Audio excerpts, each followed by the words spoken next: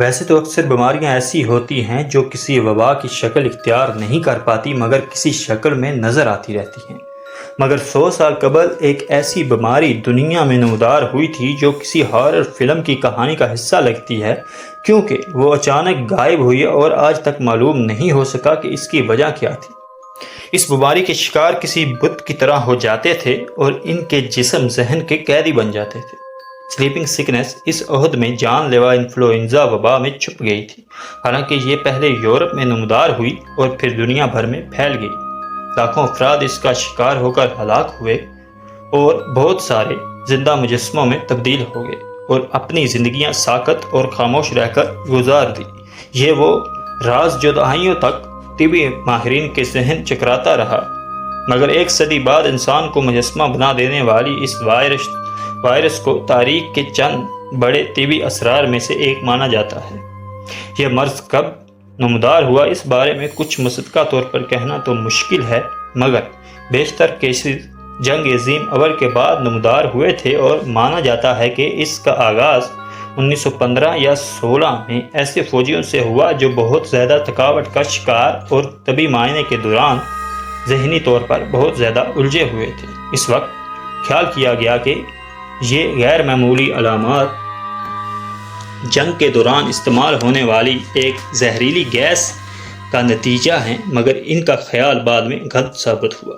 Vienna کے ایک دماغی امراض کے ماہر کنسٹنٹین نے ایک مقالے میں سب سے پہلے اس بیماری کا ذکر کیا، جنہوں نے اس جیسی کیسز عام شہریوں میں رپورٹ کیے تھے۔ 1917 میں ان کے تحریر کردہ ایک مقالے میں کہا گیا تھا کہ ہمیں کسی قسم کے سلیپنگ سکنس کا سامنا ہے، جس کا دورانیہ طویل ہوتا ہے اور پہلی علامت شدید سر درد اور خسرہ ہوتے ہیں۔ اس کے بعد مریض دنوں، ہفتوں یا مہینوں تک غنودگی یا کسی قسم کے کوما میں چلا جاتا ہے۔ یہ حالت بگڑنے پر مر جاتا ہے۔ اس مقالے کے کئی برس بعد یہ بیماری پھیلنا شروع ہوئی اور لاکھوں افراد اپنے جسموں میں قید ہو کر رہ گئے۔ اس کی وجہ کیا تھی یہ تو کسی کو کچھ معلوم نہیں، لیکن اس کا ترجمہ کچھ یوں ہے: ایسا دماغی ورم جو آپ کو تھکاوٹ کا شکار کر دے، مگر اسے سلیپنگ سکنس کے نام سے جانا جاتا ہے۔ سننے میں تو یہ پرمزہ لگتا ہے، مگر ایسا تھا نہیں، کیونکہ اس کے شکار کم از کم 1/3 لوگ ہلاک ہوئے۔ بچ جانے والے 20% ایسے افراد تھے جن کو روزمرہ کے کاموں کے لیے اپنی پیاروں یا ڈاکٹروں کی نگہداشت کی ضرورت پڑتی، اور صرف 1/3 سے بھی کم مکمل صحتیاب ہو سکے۔ اس سے ہر عمر کے افراد متاثر ہوئے، مگر سب سے زیادہ 15 سے 35 سال کی عمر کے لوگ شکار تھے۔ اس بیماری کی ابتدا میں فلو جیسی علامات سامنے آتی، یعنی تیز بخار، سر درد، تھکاوٹ کا احساس، ناک بہنا۔ اس وقت ایسا کوئی ذریعہ نہیں تھا جس سے دریافت کیا جا سکتا کہ فلو جیسی علامات کا شکار فرد اس جان لیوا بیماری کا شکار تو نہیں، جس کے باعث وائرس کو دماغ تک پھیلنے کا کافی موقع مل جاتا تھا۔ جب یہ وائرس مرکزی اعصابی نظام پر حملہ آور ہو جاتا تو مریضوں کو شدید ترین ذہنی اور جسمانی تھکاوٹ کا سامنا ہوتا، جیسا نام سے ظاہر ہے، سلیپنگ سکنس، جس کے بعد کوما اور موت کا خطرہ بھی بڑھ جاتا۔ اور جب لوگ کسی کی طرح صحتیاب ہوئے، ان سے علم ہوا کہ یہ در حقیقت کئی مراحل پر مشتمل مرض ہے۔ دوسرے مرحلے میں توجہ مرکوز کرنے کی صلاحیت اور زندگی میں دلچسپی ختم ہو جاتی ہے، یعنی مریض کی حالت ایسی ہوتی جو ماضی کی اس کی شخصیت سے بالکل مختلف ہوتی۔ مگر یہ مرحلہ تو طوفان سے قبل کے سکون جیسا ہوتا تھا، کیونکہ اس کے بعد لوگ کسی بت کی طرح بن جاتے تھے جن کو اپنے ارد گرد کا شعور تو ہوتا، مگر کچھ بھی بولنے یا حرکت کرنے سے قاصر ہوتے۔ ڈاکٹروں نے جب اس بیماری سے ہلاک ہونے والے افراد کے پوسٹ مارٹم کیے تو موت کی بنیادی وجہ دماغ کے ایک مخصوص حصے میں ورم تھا۔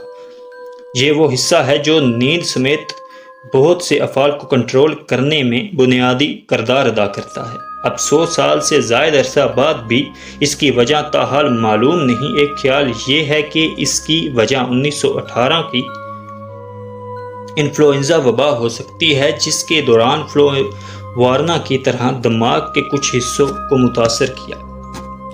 کچھ حلقوں کا ماننا ہے کہ یہ وبا پولیو وائرس کا نتیجہ بھی ہو سکتی ہے۔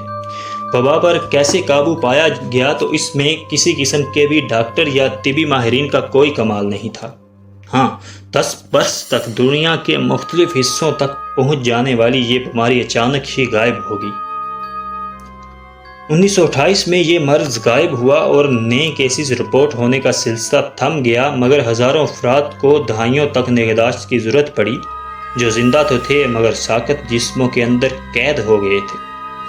1969 میں ایسے چند افراد کا علاج پارکنسن کے لیے تیار ہونے والی ایک نئی دوا سے ہوا اور ان کی حالت میں ڈرامائی بہتری آئی، جو ویل چیئر سے اٹھ گئے اور شعور لو۔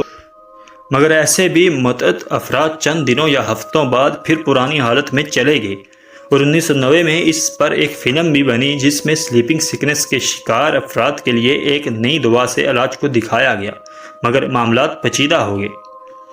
جب سے اس بیماری کے کیسز تو سامنے نہیں آئے، مگر 1993 میں ایک 23 سالہ خاتون کو ہسپتال میں داخل کرایا گیا جہاں دماغ میں ورم کی شرح خطرناک حد تک زیادہ تھی، اور ڈاکٹر یہ دریافت کر کے دنگ رہ گئے کہ اس کی وجہ سلیپنگ سکنس ہے۔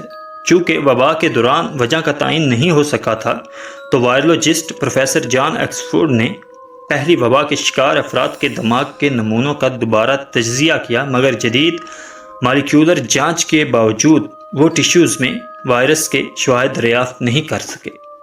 اس بارے میں تحقیق کا سلسلہ ابھی تک جاری ہے۔ آپ کی اس وائرس کے متعلق کیا رائے ہے، ہمیں کمنٹ سیکشن میں ضرور آگاہ کیجیے گا۔ اگلی ویڈیو تک کے لیے مجھے اجازت دیجیے۔ اللہ نگہبان۔